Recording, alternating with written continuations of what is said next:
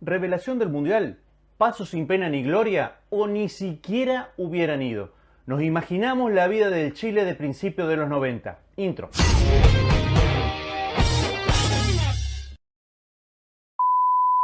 Seguramente alguna vez te preguntaste qué hubiera pasado si X selección no hubiera estado suspendida o inhabilitada para jugar. ¿Hubiera llegado al Mundial? ¿Quedaría en fase de grupos o sería la revelación? Es un poco imaginarse lo que hubiera pasado.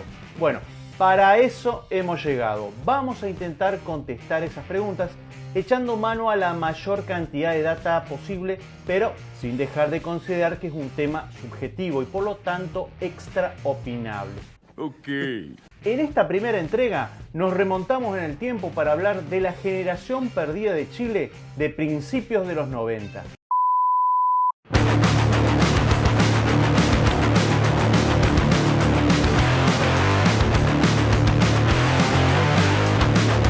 Año 1989, eliminatorias sudamericanas al Mundial de Italia 90. El muy buen equipo, aunque indisciplinado, de Orlando Aravena se encuentra ante la espada y la pared. Empatado en puntos con Brasil, pero claramente abajo en diferencia de gol, lo que obligaba a la Roja a ganar en suelo brasileño si quería disfrutar del verano italiano. La cosa estaba color hormiga, cuando a los 67 minutos cae una bengala y el arquero chileno, Roberto Cóndor Rojas, cae como fulminado. Segundos después, al disiparse el humo, se constata una profunda herida en la cabeza del golero. Sus compañeros, ofuscados por tamaña muestra de salvajismo, se retiraron de la cancha alegando que no estaban dadas las condiciones de seguridad como para continuar jugando, mientras cargaban al herido con la cara chorreando sangre. Como que sonaba raro que una bengala produzca una herida sangrante que requiera los 3 puntos de sutura que le aplicaron al cóndor. Sería más lógico una quemadura. Pero bueno, los médicos hicieron su trabajo y los medios de comunicación también. Periódicos, televisión y radio llenaron horas bardeando a los incivilizados brasileños. Mientras la investigación de FIFA y Confederación Sudamericana había llegado a la conclusión de que Algo anda mal. el artefacto salió de la tribuna, sí, pero no había ni quemadura ni rastros de pólvora en la herida. Faltaba solo una prueba esclarecedora que fue aportada por un fotógrafo argentino y otro japonés. La bengala había caído a más de 1 metro de Rojas. ¡Ajá! Para hacerla corta, no sé en qué momento a alguien se le ocurrió la magnífica idea de tratar de ganarlo en los escritorios o, de última, forzar un juego en territorio neutral. Cosa complicada, si me preguntan, teniendo un presidente de FIFA brasileño.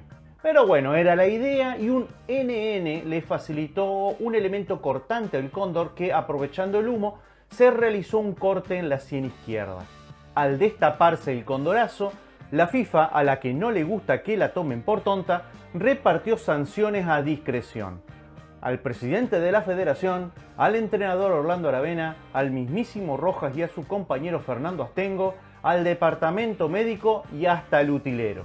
Pero la más dura y que motiva este video fue la exclusión de los chilenos de las eliminatorias para el Mundial del 94, con el consiguiente perjuicio a toda una generación de jugadores que vivía posiblemente el mejor momento de su carrera.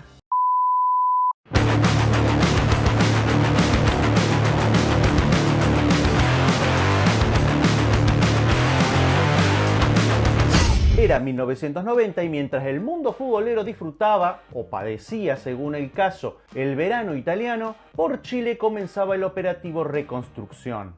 La Copa América de 1991 se iba a disputar en suelo trasandino y había un mundo de cosas por hacer, entre otras, armar la nueva selección. En septiembre de 1990 se le ofrece el cargo a Arturo Salá, que venía de ser campeón con Colo-Colo y dejarle servido el bicampeonato a su sucesor.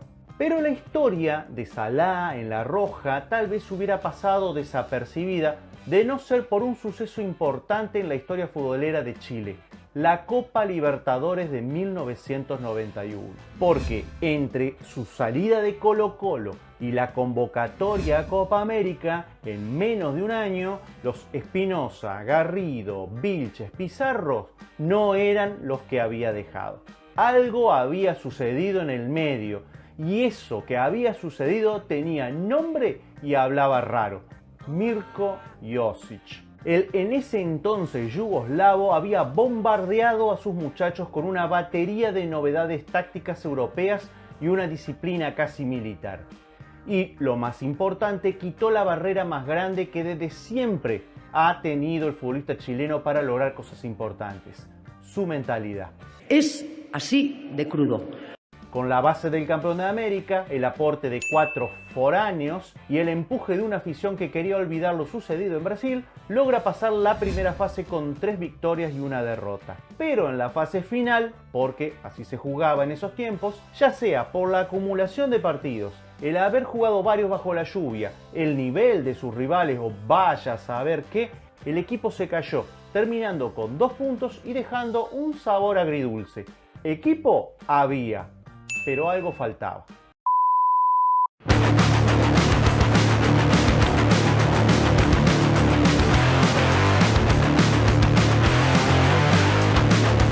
Pasó 1992 sin actividad para la selección. Mientras tanto, Colo-Colo seguía barriendo el fútbol del continente, a la vez que, a base de resultados, se posicionaban algunos nombres propios por si Salá no daba a la tecla. Pero pese a la inactividad, Don Arturo se mantuvo y comenzó 1993 en el cargo.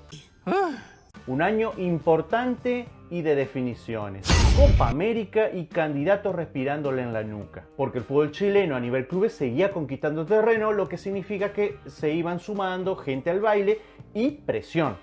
Hacé las cosas bien porque si no sabes lo que te espera. Imagínate, las expectativas estaban por las nubes. ¿Y qué no? Un Colo-Colo protagonista en Sudamérica, la UC subcampeona de Libertadores y las noticias de cracks chilenos dando que hablar en el extranjero. ¿Qué más se necesitaba? Y empezaron las lamentaciones por la suspensión y la idea de una generación dorada perjudicada por un corte en la sien. Pero por Chile se aprendería que una cosa es el fútbol de clubes y otro a nivel selecciones, y que no siempre coinciden.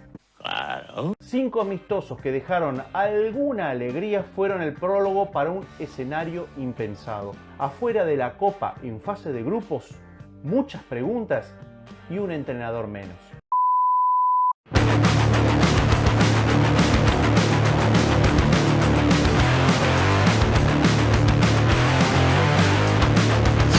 Luego de cerrar el 93 con entrenador interino y otra derrota, tocó barajar y dar de nuevo. De todos los candidatos, un nombre caía por peso propio: Mirko Josic. Tenía todas las credenciales: experiencia en formación de jugadores, ideas innovadoras, un sistema de juego que probó ser efectivo y con el consenso general de dirigentes, periodistas y aficionados. Era Vox Populi que no había nadie mejor para el cargo. Asumió en marzo del 94 con la idea de replicar en La Roja lo hecho en Colo-Colo. Y las expectativas volvieron a subir. ¿Y qué no? Tenían un técnico creíble, a varios del Colo-Colo del 91 que todavía rendían, a lo de la Católica campeones de las Américas.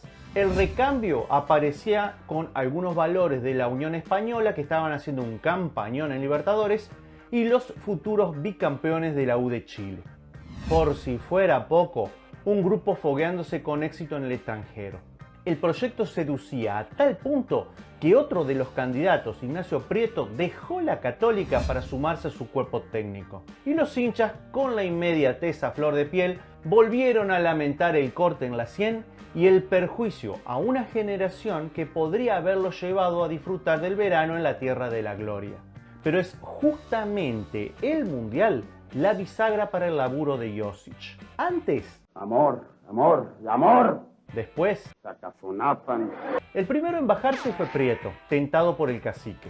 La prensa le criticaba hasta la forma de pararse, que los métodos, que la convocatoria, que la estrategia. increíble, como si se hubieran olvidado de que había demostrado y con creces la efectividad de sus formas. Nada de sorpresas, ya tú sabes qué esperar de ellos. Y se empezaron a meter en ese lugar donde ningún periodista tiene derecho a meterse: la vida privada. Comenzaron a especular que estaba desganado, que tenía la cabeza en la guerra, que estaba desmembrando su país y varios etcétera. El combo perfecto para terminar mal: una derrota impensada, una paliza y un entrenador menos. Se acabó.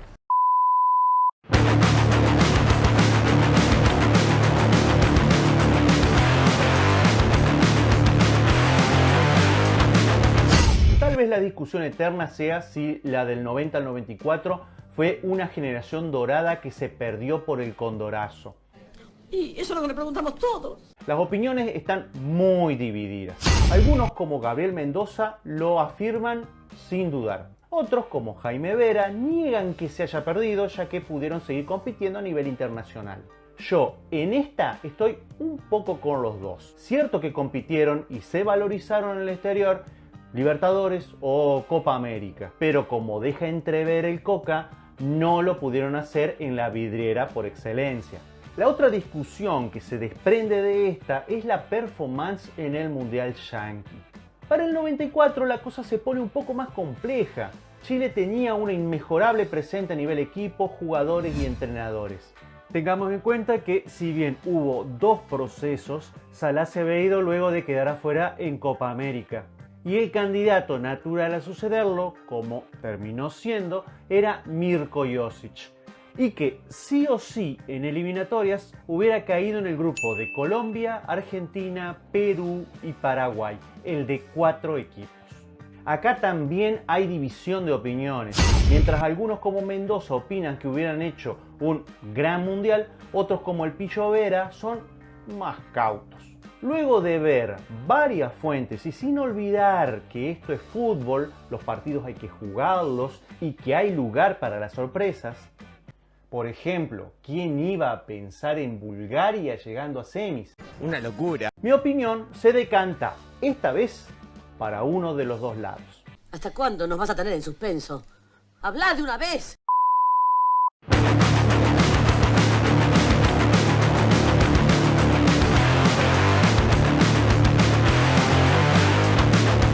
Si algo no se le puede endilgar a Josic es la cantidad de pruebas que realizó, tanto de esquema como de jugadores, cosa que complica un poco a la hora de intentar entender qué equipo hubiera plantado en las eliminatorias.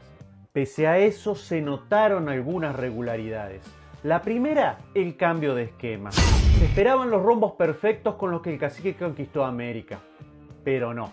Tal vez conocedor de que la exigencia sería mayor, optó por un esquema más conservador, aunque no desconocido para el público chileno. Era el que habitualmente Colo-Colo utilizaba de visitante, con la inclusión de un comodín que podía ser un tercer stopper o un volante tipo doble 5.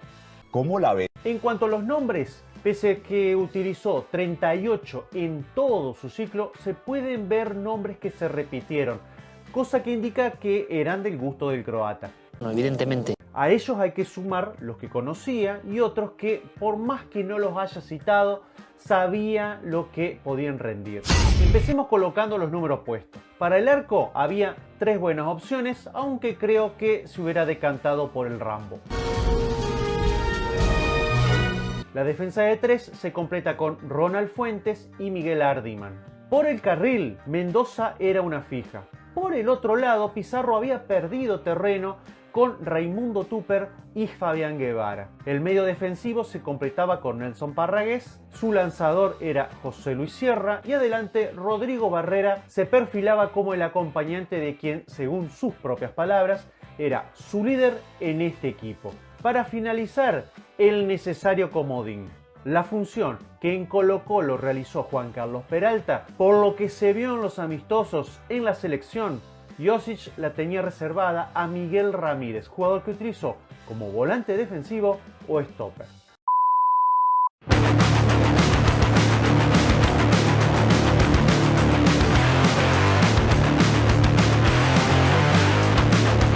Acá la cosa se pone un poco más compleja, más que nada por el tiempo que el europeo estuvo al mando. A nuestro favor, las condiciones del entorno no cambian. Respaldo unánime, actualidad de jugadores y clubes, un proyecto probado y exitoso. Aunque tal vez ese sea el talón de Aquiles. Me explico. El proyecto Colo-Colo era exitoso a nivel clubes, un mundo muy distinto al que Josic se enfrentaría en su nueva función. Empecemos. Disponibilidad. Un club con buen presente implica indefectiblemente sumar partidos, jugar cada 48 horas, viajes extenuantes, etapas definitorias, tensión, adaptación a distintas alturas y climas, riesgo de lesiones. Josic aprendería que una selección mayor no es como un club, donde se dispone del 100% físico y mental de los jugadores, del trabajo diario para que asimilen su idea y de un torneo largo que da oportunidades de prueba. Otra derivada de esta, el desgaste. El 3-3-1-3 del nacido en Trilly demandaba muchísimo del físico del jugador. La diferencia era que ahora debía lidiar con clubes que tenían sus propios objetivos, lo que se traduce en jugadores cansados. Digamos que aquello con lo que él mismo había hecho sufrir a Salah meses atrás, ahora lo vivía en carne propia. Otra realidad es que no se le daba muy bien eso de las selecciones. Vos me podés decir, ¿y el sub-20? En juveniles y sobre todo en esos años se manejan otros tiempos porque ninguno era titular en sus clubes. Podés venir con Croacia del 2002, invicto en eliminatoria, sí, pero fíjate contra quién jugó y en el Mundial no le fue muy bien que digamos.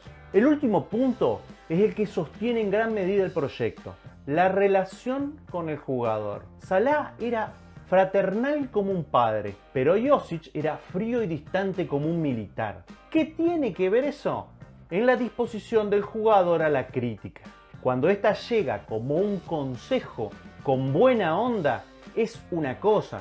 Si viene como un garrotazo, es otra. Y quien atenuaba bastante los garrotazos en el 91, se había quedado en el cacique. Sí o sí, debía apoyarse en sus exdirigidos. Un favoritismo que, quién sabe si hubiera sido bien visto dentro del vestuario. Y pese a lo que cree Gabriel Mendoza, tampoco es que los resultados hayan sido muy esperanzadores. Acá te dejo los partidos contra los que jugaron el Mundial en toda la suspensión. Creo que a eso se refiere en la entrevista. Saca tus conclusiones. Parece que es clarito. Pienso que es en ese marco que hay que analizar lo que hubiera pasado. Si analizamos solo respecto a los rendimientos de los clubes o los nombres sueltos, entonces, por ejemplo, Argentina tendría por lo menos 2 mundiales más. Es por todo esto que pienso que con Mirko Josic de entrenador, dudo mucho que Chile se hubiera clasificado a Estados Unidos 94. ¡No es cierto!